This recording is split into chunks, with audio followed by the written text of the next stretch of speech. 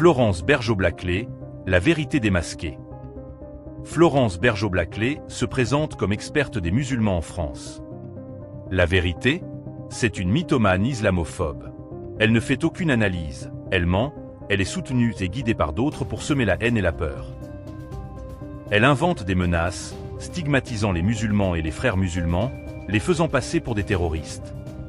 Même la viande halal, selon elle, c'est une arme de Daesh. Absolument ridicule, mais extrêmement dangereux. Elle prétend parler arabe et comprendre la culture qu'elle critique. Mais lorsqu'un journaliste lui pose un simple « Comment ça va ?», en arabe, elle reste figée, les yeux grands ouverts, incapable de répondre. Sa supercherie est dévoilée en un instant. Son but est clair, diviser, stigmatiser, semer la peur et la haine contre une communauté entière. Ne vous laissez pas manipuler. La haine ne passera pas. Regardez la vidéo juste après ce message et voyez par vous-même comment ces mensonges se révèlent. Comprenez à quel point sa haine est dangereuse. Ce n'est pas le voile que vous impose votre père ou votre frère. C'est le voile que vous impose Dieu. Et ça change tout.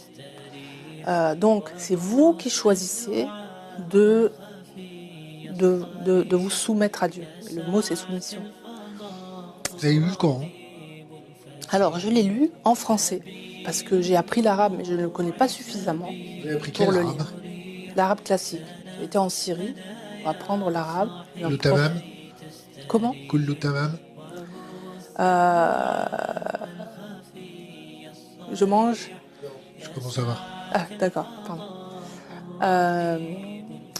Vous l'avez appris où, vous? Du côté de l'Égypte. Ok. Bon, enfin. Donc je l'ai appris, et ça fait bien longtemps. Comment on dit comment ça va?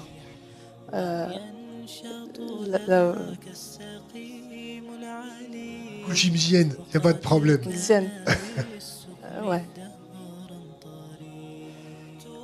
Il y a une autre question en arabe. Voilà, j'ai été me balader en Syrie, j'ai appris l'arabe classique, donc par exemple, si vous me donnez quelque chose à lire, ça je peux le déchiffrer.